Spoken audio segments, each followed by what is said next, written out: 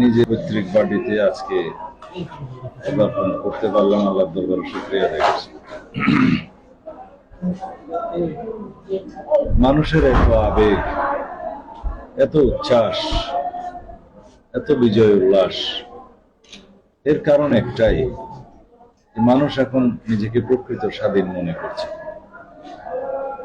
তারা মনে করছে এখনই প্রকৃত গণতান্ত্রিক আবহাওয়া তারা ফিরে পেয়েছে। দীর্ঘ প্রায় 15-17 বছর যাবৎ তাদের কথা বলার কোনো স্বাধীনতা ছিল না, সমাবেশের কোনো স্বাধীনতা ছিল না, কোন রকমের মৌলিক মানবাধিকার তারা ভোগ করতে পারেনি। এদেশের জনগণের সামনে বিভিন্ন রকমের কালা কানুনের মধ্য দিয়ে মিডিয়াকেও এবং জনগণকেও বাকরুদ্ধ করে রাখা হয়েছে। অনেক সময় digital security act, cyber security act ইত্যাদি বিভিন্ন রকম কালা কানুনের মধ্য দিয়ে কলমকে তারা স্তব্ধ করেছে, মানুষের কথা বলার অধিকারকে তারা বন্ধ করেছে। কিন্তু আজকে মানুষ স্বাধীনভাবে কথা বলতে পারছে, সমাবেশ করতে পারছে, মিছিল দিতে পারছে, তাদের অধিকারের জন্য সোচ্চার হতে পারছে। এই জন্য তাদের সামনে এক মহা উৎসব, সেই আনন্দ দেখলাম, সেই অনুভূতি দেখলাম, সেই আবেগ উল্লাস দেখলাম। এই বিজয় আমরা অর্জন করেছি শত সহস্র শহীদের রক্তের বিনিময়ে। আমাদের সন্তানরা, ছাত্র জনতারা অকাতরে বুকের রক্ত ঢেলে দিয়েছে এই স্বাধীনতা অর্জনের জন্য। বাংলাদেশ নতুন করে স্বাধীন হয়েছে, নতুন একটি বিজয় দিবস অর্জিত হয়েছে, ফেসিবাদের পতন হয়েছে। আমার প্রথম অনুভূতি ছিল 5ই আগস্টে ফেসিবাদের পতনের পর দেশ ফেরাউন মুক্ত হয়েছে। এই দেশে আর কখনো যাতে ফেসিবাদের উত্থান না হয়, স্বৈরাচারের জন্ম না হয়, সেরকম একটি প্রকৃত গণতান্ত্রিক রাষ্ট্র নির্মাণে আমাদের শহীদের স্বপ্ন ছিল। আমরা সেই শহীদের স্বপ্ন বাস্তবায়নে অঙ্গীকার। সকল রাজনৈতিক দল, বাংলাদেশের সকল রাজনৈতিক গণতান্ত্রিক রাজনৈতিক দল এবং রাজনৈতিক শক্তি, সামাজিক সাংস্কৃতিক শক্তি সবাই আজকে ঐক্যবদ্ধ এবং অঙ্গীকারাবদ্ধ।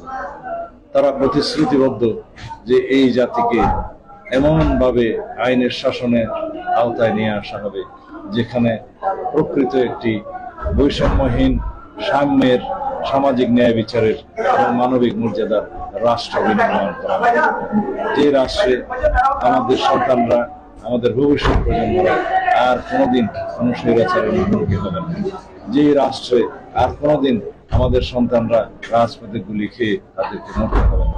সে গণতান্ত্রিক, সাম্যের, বৈষম্যহীন, মর্যাদাপূর্ণ গণতান্ত্রিক রাষ্ট্র বিনির্মাণ আমাদের করতেই হবে। আমরা কোনোভাবেই এই শহীদের রক্তের সাথে কোনো অবস্থাতেই আমরা আপোষ করব না। স্বৈরাচারের সাথে শহীদের রক্তের অঙ্গীকার পূরণে আমরা কোনো শক্তির সাথে আপোষ করব।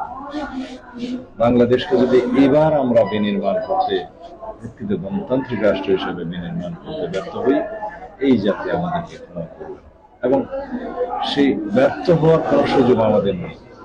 আমাদের একমাত্র বিকল্প হচ্ছে আমাদেরকে সফল হতেই হবে। যে রাষ্ট্র বিনির্মাণের জন্য আমরা আজকে বাংলাদেশের সকল ফেসিবাদ বিরোধী রাজনৈতিক শক্তি ঐক্যবদ্ধ হয়েছে একটি পয়েন্টে, যে বাংলাদেশকে এমন একটি গণতান্ত্রিক রাষ্ট্র হিসেবে আমরা বিনির্মাণ করব।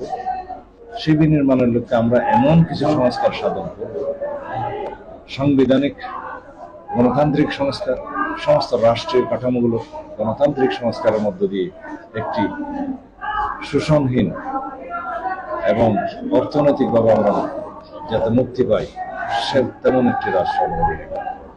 অর্থনৈতিক মুক্তির লক্ষ্যে প্রয়োজনীয় গণতান্ত্রিক সংস্কার করতে হবে আমাদের সংবিধানের এবং সকল গণতান্ত্রিক কাঠামো। আমি আজকে জনগণের ভাষা যেটা বুঝতে পেরেছি, এই জনগণ আর কখনো কোনো অপশক্তির সামনে মাথা নত করবে না। এই জনগণের সামনে আর কোনো অপশক্তি, স্বৈরাচারী শক্তি দাঁড়াতে সাহস করবে না।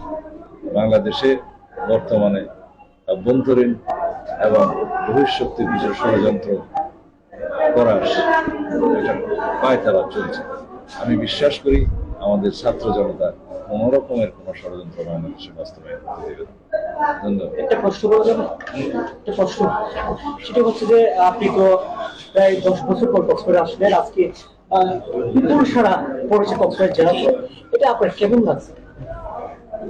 এটা মানুষ মনে করছে বাংলাদেশ নতুন ভাবে স্বাধীন হয়েছে, এই জন্য একটা বিজয় উল্লাস, বিজয় দিবস উদযাপন। আমি একটা উপলক্ষ মাত্র, আমার পদার্পণ একটা উপলক্ষ মাত্র। কিন্তু মানুষ যে বিজয়ের স্বাদ পেয়েছে, মানুষ যে স্বাধীনতার স্বাদ পেয়েছে, তারই বহিঃপ্রকাশ।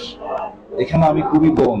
মুক্ত হচ্ছে তারা বাংলাদেশে একটি গণতান্ত্রিক পরিবেশ পেয়েছে, কথা বলার স্বাধীনতা পেয়েছে, সমাবেশের স্বাধীনতা পেয়েছে দীর্ঘ 1.5 যুগ পরে। এই কারণে এই অভ্যাস। সংখ্যালঘুদের উদ্দেশ্যে আপনি কোনো বার্তা দিতে চাইবেন? বাংলাদেশে কোনো সংখ্যালঘু নেই, আমরা সবাই বাংলাদেশি, সবাই বাংলাদেশের নাগরিক। ধর্ম যার যার হবে, যার যার ধর্ম সে স্বাধীনভাবে পালন করবে, কিন্তু আমাদের পরিচয় হবে আমরা বাংলাদেশের নাগরিক, আমরা বাংলাদেশি, একটাই পরিচয়। এখানে কোনো সংখ্যালঘু সংখ্যাগুরু নেই। জাতীয় নির্বাচনটা কতদিনের মধ্যে আপনারা করতে চাচ্ছেন? বিএনপি একটা বড় দল হিসেবে কতদিন সময় দিতে চান?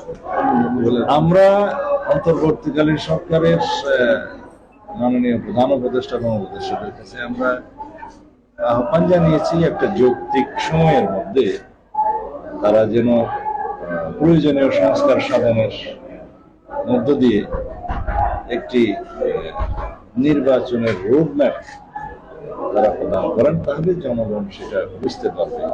তবে সেই জন্য আমরা তাদেরকে এখন কোনো চাপ প্রয়োগ করতেও চাই না, দাবিও রাখতে চাই না।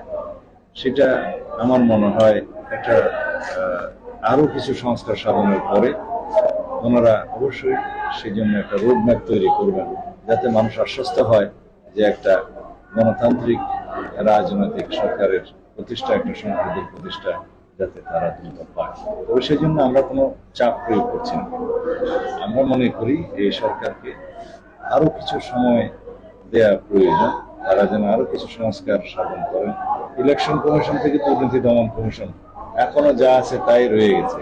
আমি আশা করব এগুলো তারা যেন অতি দ্রুত পরিবর্তন করেন এবং প্রশাসন সহ অন্যান্য বিচারবিভাগীয় বিভাগীয় প্রয়োজনীয় সংস্কার সাধনের মধ্য দিয়ে, যেটা অলরেডি চালু আছে, সেটার মধ্য দিয়ে এমন একটা পরিবেশ সৃষ্টি করেন যাতে ওনারা একটা নির্ধারিত সময়ের ভিতরে রোড ম্যাপ প্রদান করতে পারেন এবং জনগণকে আশ্বস্ত করতে পারেন। তবে আমাদের মধ্যে থেকে কোনো চাপ নেই। আমরা ওনাদেরকে বলেছি যে একটা যৌক্তিক সময়ের মধ্যে আপনারা প্রয়োজনীয় সংস্কার সাধন করে যদি একটা রোড ম্যাপ প্রদান করেন, জনগণের আশ্বস্ত।